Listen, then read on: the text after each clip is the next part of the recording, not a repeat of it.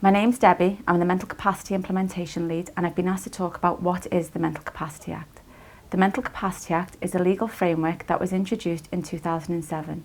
It enables health and social care professionals to provide care and treatment for patients who lack capacity who are unable to give consent to their treatment.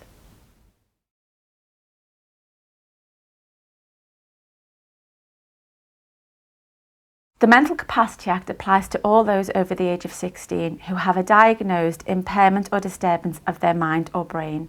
A diagnosed impairment or disturbance can be anything from a diagnosis of dementia or a mental health problem to somebody under the influence of drugs or alcohol. The other side of the Mental Capacity Act is it enables people to plan for their future while they still have the capacity to do so.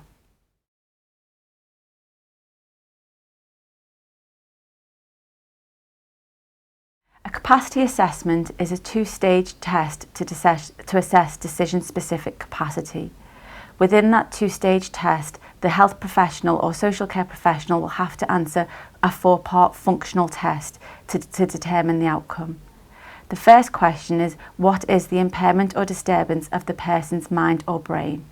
And the second question is, does that identified impairment or disturbance affect the decision-making ability? To assist the health professional or social care professional to answer that second part, the person should use the four-part functional test. Does the person understand the decision to be made? Is the person able to retain the information given about the specific decision? Can the person weigh up the consequences of making that decision? And can the person communicate the decision by any means?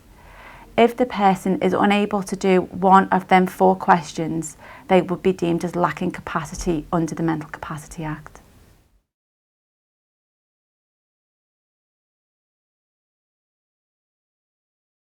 If a person is deemed as lacking capacity to make a specific decision, the profession involved has to make a best interest decision on their behalf. This best interest decision must follow the best interest checklist, which takes into account the known and past wishes, feelings, beliefs and values of the person and seeks the views of those interested in the welfare of the person.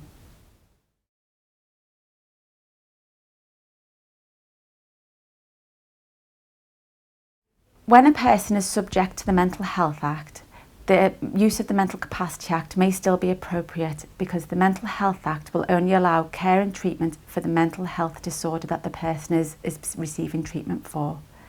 If a person under the Mental Health Act was receiving physical treatment, such as for heart disease or blood pressure, the Mental Capacity Act would still apply and staff within the trust would still use the two-stage test for assessing the person's capacity to consent to or refuse treatment for that physical condition.